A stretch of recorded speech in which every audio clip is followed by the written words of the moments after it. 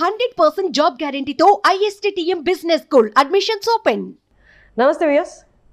కల్కి రిలీజ్ అయ్యి 24 hours అయింది, బట్ ఇంకా హవా గంటకి షోకి పెరుగుతూనే ఉంది. రివ్యూస్, టాక్, రెవెన్యూస్ ఎలా ఉన్నాయో ఒకసారి చూద్దాము. సీనియర్ జర్నలిస్ట్ ప్రభు గారు ఇవాళ మనతో ఉన్నారు. నమస్తే సార్. నమస్తే అమ్మా. ఎలా ఉన్నారు సార్? ఆబ్వియస్గా మీరు చూసే ఉంటారు. ఏంటి మీ వైపు నుంచి మీ ఒపీనియన్ ఏంటి సార్? అదే real it is making waves. Collections వైజ్గా కానీ టాక్ వైజ్గా కానీ కూడా both the ways it is making waves. Collections అనేటువంటి ఇంకా పెరిగేటానికి అవకాశం ఉంది. ఇంకా ఎలాంటి రికార్డ్ సెట్ చేస్తుంది అనేటువంటిది it is too early to say. But as far as the first day collections are concerned real it is making waves. First day నైజాంలో 24 CR చేసిందనేటువంటిది, గ్రాస్ చేసిందనేటువంటిది వచ్చిన టాక్. 24 అనేటువంటిది రికార్డ్ బ్రేకింగ్ ఒక రోజులో ఫస్ట్ డే కలెక్షన్స్లో it is a record breaking figure. అంతకుముందు RRR 23 చిల్లర చేసింది, ఇది 24 అబోవ్ చేసింది అనేటువంటిది లేటెస్ట్ టాక్ అనమాట. వస్తున్నటువంటి కలెక్షన్ రిపోర్ట్. అలాగే ఇండియా వైడ్గా 95 చేసిందని, వరల్డ్ వైడ్గా 180 చేసిందని, 180 బాగా 150 టోటల్ గ్రాస్ చేసిందని, ఇండియా వైజ్గా 95 చేసిందని. అంటే గ్లోబల్ ఫిలిం అయిన తెలుగు సినిమా అనేటువంటి ఒక గ్లోబల్ లెవెల్లో రికార్డ్స్ క్రియేట్ చేయటం అనేటువంటిది we all to feel very happy and proud అనమాట. అలాగే అంతకుముందు ఉన్నటువంటి రికార్డ్స్ రెండింటిలో కూడాను అంతకుముందు RRR పేరు మీద 223 world wide first day collections అనేటువంటి. అసలు ఒక సినిమాకు 200 కోట్లు దాటిపోయి డే 1 కలెక్షన్స్ రావటం, గ్రాస్ రావటం అనేటువంటిది ఎంత రేంజ్కి మన తెలుగు సినిమా వెళ్ళింది అనేటువంటిది we have to feel proud. ఇక దీని విషయానికి వస్తే కూడా it is also not at all దేనికి తగ్గేది లేదంటగా వెళ్తుంది కల్కి కలెక్షన్స్ కూడా. Exactly sir. మనకి తెలుగు సినిమాకి అసలు సౌత్ మొత్తం కన్సిడర్ చేసి తెలుగు సినిమాని పక్కన పెట్టి సౌత్ అంతా ఒకటేలా చూసి తెలుగు సినిమాకి ఆదరణ తక్కువ ఉన్న రోజుల దగ్గర నుంచి ఇప్పుడు సౌత్ కాదు తెలుగు సినిమా, వరల్డ్లోనే తెలుగు సినిమా అనేది ఒకటి ఉంది అనే స్టాండర్డ్స్ ఎప్పటికప్పుడు పెంచుకుంటూ పోతున్నారు. ఇందాక రీసెంట్గా ఒక మీమ్ చూశాను సార్. ఆ మీమ్లో 3 ఫోటోలు కంబైన్ చేసి పెట్టారు. ఎవరిది అంటే రాజమౌళి గారిది, తర్వాత ప్రశాంత్ వర్మ గారిది, ఇప్పుడు నాగశ్విన్ గారిది. వీళ్ళ ముగ్గురికి ఇంకా అవసరం ఉందా అసలు ప్రమోషన్స్ అనేవి? లేకపోతే వీళ్ళు బయటకు వచ్చి ఇంకొకటి చెప్పాలా? జస్ట్ నేను సినిమా తీస్తుందని అనౌన్స్ చేస్తే చాలు, మేము హిట్ ఇచ్చేస్తాం అన్నట్టుంది అని మేము ఒకటి వండర్ఫుల్. అసలు ఒక డైరెక్టర్స్ అనేటువంటి వాళ్ళకి ఆ స్థాయి, వాళ్ళ దగ్గర నుంచి ఒక సినిమా వస్తుంది, ఒక ప్రాజెక్ట్ అనౌన్స్ అవుతుంది అనుకున్నటువంటి వచ్చినటువంటి బాక్స్ ఆఫీస్ అనేది షేక్ అయ్యే స్థాయిలో కలెక్షన్స్ కానీ ఎక్స్పెక్టేషన్స్ కానీ ఉంటాం అనేటువంటిది really to be appreciated. Sir మన వాళ్ళు చెప్పినట్టే వాళ్ళు మేమ్లో చూసినట్టే కంపారిజన్ RRR, బాహుబలి తర్వాత ఇదే 3rd ప్లేస్ అంటారా?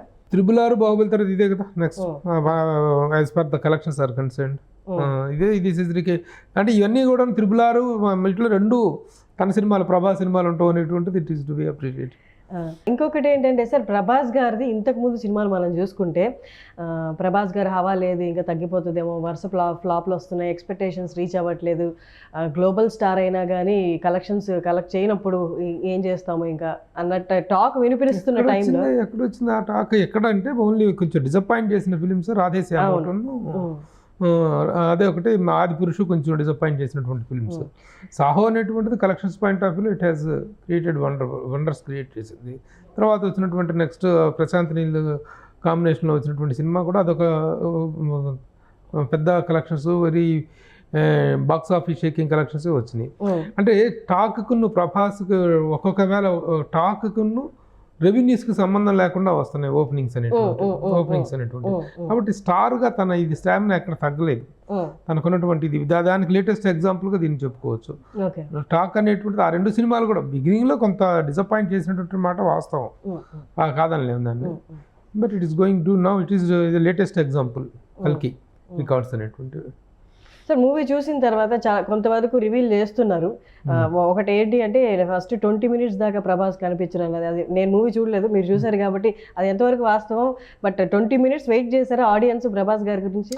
హీరో ఎంట్రీ అనేటువంటి దానికి ఒక ఇది కావాలి కదా, ఆ ఎంట్రీని రిసీవ్ చేసుకోవడానికి కావాల్సినంత స్టఫ్ కావాలి. ఆ ఎంట్రీ కరెక్ట్గా ఇచ్చిన రోజున ఇచ్చిన టైంలో థియేటర్ మొత్తం ఒక్కసారిగా బ్లాస్ట్ అయింది ఎంట్రీ తర్వాత. ఆ 20 minutes అవైటింగ్ పీరియడ్ అనేటువంటిది ఓ మంచి ఫార్ములా.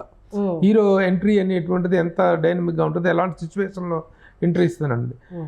ఆ పాయింట్ ఆఫ్ వ్యూలో వెరీ గుడ్ ఎంట్రీ. అలాగే ఇంటర్వెల్ బ్లాక్ కానీ ఇక క్లైమాక్స్ పాయింట్ ఆఫ్ వ్యూలో కానీ ద ఫిలిం హ్యాజ్, అంటే ఈ సినిమాకి టాక్ అనేటువంటిది ఈ రెవెన్యూకి సంబంధం లేదు. టాక్ కూడా అద్భుతంగా ఉంది. ఓన్లీ ఫస్ట్ హాఫ్లోనే చిన్న ల్యాగ్ ఉందేమో, చిన్న స్లో పేస్ ఉందనేటువంటి ఒక టాక్ ఉంది తప్పితే ఇక సెకండ్ హాఫ్ స్టార్ట్ అయిన తర్వాత every scene is a goosebump moment.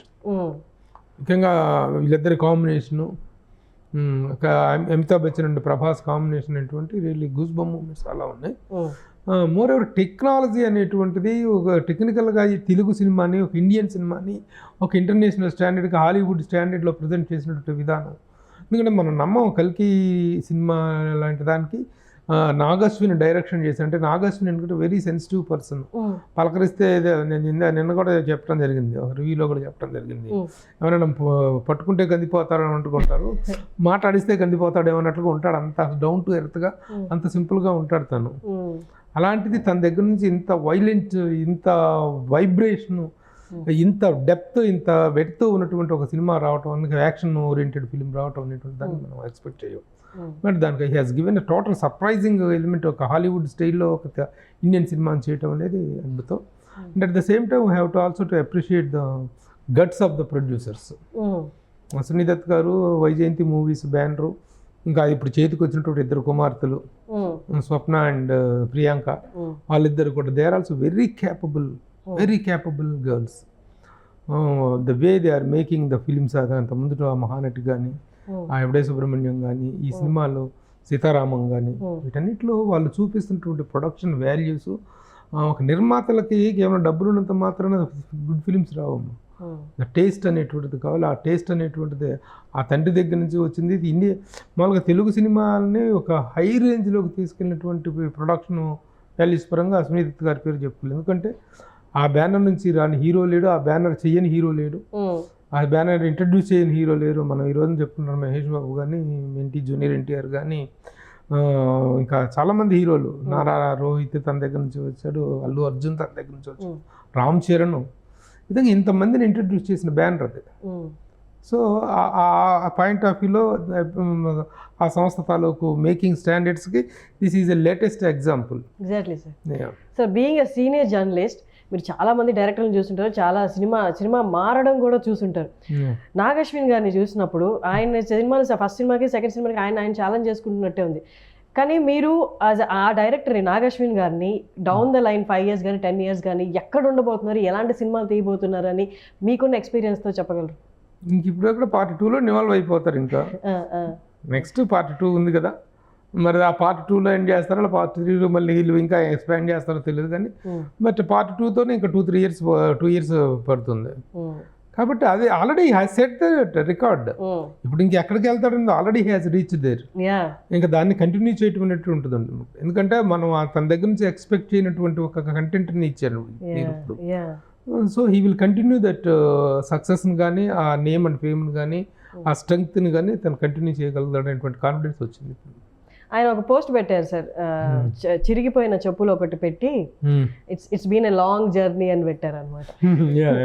First show అయిన తర్వాత ఏమో పెట్టారు అనుకుంటా. సక్సెస్ కి మేబీ ఎక్కువ మాటలు ఏం చెప్పకుండా తన response it's been a long journey. ఎక్కువగా మాట్లాడు అస్సలు మాట్లాడు very down to earth. So though he is not speaking, his films are speaking, his work is speaking. That అది కావాలమ్మా. ఎందుకంటే ముఖ్యంగా డైరెక్టర్స్కి 1-2 సినిమాలు అవ్వగానే అసలు భూమి మీద నిలబడినవి మాట్లాడే వాళ్ళని మనం చాలామందిని చూసాం.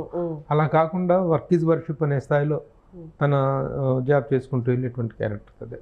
సార్ అంత సాఫ్ట్ పర్సన్, అంత సాఫ్ట్ స్పోకెన్ పర్సన్ ఇంత కాస్టింగ్ని ఎలా హ్యాండిల్ చేశారు sir? Really handling such cost కానీ, ఇమాజినేషన్ కానీ అన్ఇమాజినబుల్ అనమాట. అదే నేను చెప్పాను కదా, అపీరియన్స్ ఆర్ డిసెప్టివ్ అన్నట్టుగా అనిపిస్తుంది తన స్టైల్ ఆఫ్ మేకింగ్ అనేటువంటిది. చేశారనుకుంటే అంటే that is called hard work. అందుకే కదా ఇంత టైం పట్టింది. మహానటి ఎప్పుడు వచ్చింది? మహానటి తర్వాత మళ్ళీ ఇంకొక ప్రాజెక్ట్ తను టేకప్ చేయాల్సినటువంటి థర్డ్ ప్రాజెక్టే కదా. అంతే. కాబట్టి అంటే ఇన్ని రోజులు తను తపస్సులోనే ఉన్నాడు, 5లోనే ఉన్నాడు. తను ఒక కాన్సెప్ట్ తీసుకుంటే how best I can present అనేటువంటి తపస్సు అది. సో సైలెంట్గా ఉన్నాడు కాబట్టి ఇలాంటి వైలెంట్ సినిమా తీయడేమో అనుకోవటం కరెక్ట్గా. అండ్ కమల్ హాసన్ గారు, అమితాబ్ బచ్చన్ గారు వీళ్ళని హ్యాండిల్ చేయడం, వాళ్ళ క్యారెక్టరైజేషన్స్, వాళ్ళ ఎంట్రీలు, వాళ్ళ ఎలివేషన్స్ ట్రైలర్లో చూసాం సార్. సినిమా మీరు చూసినప్పుడు నిజంగా ఏమి చెప్పి ఒప్పించాడు వీళ్ళింతమందిని, ఏం చెప్పి ఒప్పించాడు అంటే ఏమి చెప్పడానికి కూడా నిజంగా ఇలాంటి సినిమాలు ఫైనల్ కాపీ వచ్చి చూసుకున్న దాకా కూడా ఒక జడ్జిమెంట్ రాదమ్మా. ఏం చేస్తున్నామో ఏం తీస్తున్న దాని తాలూకు ఏంటంటే ఆ తీస్తున్న వ్యక్తిలో ఉండే డైరెక్టర్ మస్తిష్కంలో ఉండేటువంటి తప్ప, మస్తిష్కంలో ఉన్న విజువలైజేషన్ తప్ప real I can't explain this is what I'm doing, ఈ ప్లీజ్ కోఆపరేట్ అని కాదు. తనకు అంతకుముందు తీసిన సినిమాల తాలూకు సెన్సిబిలిటీస్ ఏంటో, ఒక డైరెక్టర్లో ఉన్నటువంటి నిజమైనటువంటి డెప్త్ ఏమిటో వీళ్ళు గ్రహించి యాక్సెప్ట్ చేయడం కూడా గొప్ప విషయం. అమితాబ్ బచ్చన్ లాంటి వ్యక్తి ఏం చెబుతున్నావయ్యా, నాకు ఏంది ఇది, ఎక్కడే మహాభారతం, ఎక్కడే 2898, దీనికి కనెక్షన్ ఏంటి, in what way are going to justify the subject, ఎలా చెప్తావు నాకు అని చెప్పి అమితాబ్ బచ్చన్ గారు నిలదీసి నాకు సీన్ టు సీన్ చెప్పు అన్నారనుకో, దిస్ విల్ నాట్ హ్యాపెన్. ఇది నెరేషన్లో చెప్పేది కాదు. అలాగే ప్రభాస్ కనుక ఏంటి బాస్ ఏం చేస్తున్నావు బాస్ అన్నాడు అనుకో, కరెక్ట్గా నాకు చెప్పంటే నో యూ బిలీవ్ మీ. ఆ బిలీఫ్ అనేటువంటిది చాలామంది స్టార్స్, చాలామంది డైరెక్టర్ల మీద పెట్టుకుంటారు. చాలామంది స్టార్స్ ఆ బిలీఫ్తో సక్సెస్ సాధించారు. ఆ బిలీఫ్ కారణంగానే ఎదురు దెబ్బలు తిన్న వాళ్ళు ఉన్నారు. మన లెటెస్ట్ టేక్ నాగార్జునని మనం gateway of new talent, new directors అని చెప్పి అనుకుంటాం. ఎందుకంటే శివ దగ్గర నుంచి ఆయన ఎలాంటి ఎక్స్పెరిమెంట్స్ చేశారో తెలుసు. ఆ ప్రయత్నంలో ఆయనకి ఎన్నెన్నో ఎదురు దెబ్బలు తగిలినాయి, ఎన్నెన్నో గ్రేట్ సక్సెస్లు వచ్చినాయి. అలాగే డైరెక్టర్ని నమ్మటం, ఆ నమ్మిందే ఈ ఫెయిత్ దే కెప్ట్ ఆన్. ఇప్పుడు దీపికా పడుకుని అంటే వాట్ ఏ స్టార్ షీస్, ఎంత రేంజ్ స్టార్. ఆ అమ్మాయి కానీ నా క్యారెక్టర్ ఏంటి, నా గెటప్ ఏంటి, ఆ కడుపు వేసుకొని నేను తిరగటం ఏంటి అన్నదనుకోండి, సినిమా లేదు. ప్రభాస్ కనుక ఏంది బాస్ ఆ కార్లు ఏంది, ఆ గొడవ ఏంది అన్నాడు అనుకోండి, no it is nothing but a blind belief and faith on the capabilities of the director. Kamal Haasan లాంటి స్టార్ త్రూ అవుట్ ద సినిమాలో ఇలా కట్టేసి ఉంటాడు, ఇది ఉంటుంది ఒక ఆకారం.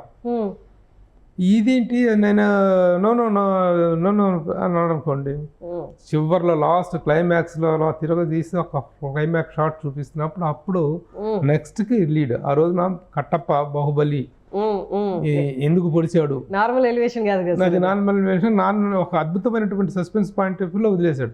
అలాగే ఇక్కడ కమల్ హాసన్ రివీల్ తోటి సెకండ్ హాఫ్ ఒక అద్భుతమైన లీడ్ ఇచ్చాడు. ఆ లీడ్ ఇచ్చాడు, దాని మీద చేయగలడు. దీంట్లో కమల్ హాసన్ పార్టీ కనిపించింది మనకి. కమల్ హాసన్ తాలూకు ఇమేజ్ ఒక సుప్రీం ఇదిలాగా ఉంటాడు తప్ప దీనికి కనిపిస్తుంది. లాస్ట్లో తన ఇది తీసుకున్న తర్వాత లాస్ట్లో తన విశ్వరూపం కనిపించుద్ది. That is a wonderful. అక్కడ కమల్ హాసన్ కనుక వాట్ బాస్ అన్నాడు అనుకో, so nothing but they have invested, producers they have invested their money, than the actors they have invested their faith. That is how such films are possible. Sir ఫైనల్గా expectations అనేది అందరికీ ఉన్నదే, ఎంత collect చేయబోతుంది అంటారు? ఇక 1000 అనేటువంటిది కామన్ అయిపోయింది. మన ఇప్పుడు ఈ రోజున ఇండియన్ సినిమాలు అనేది, ఈ రేంజ్ సినిమాలు అంటే 1000 అనేటువంటిది కామన్ అయిపోయింది.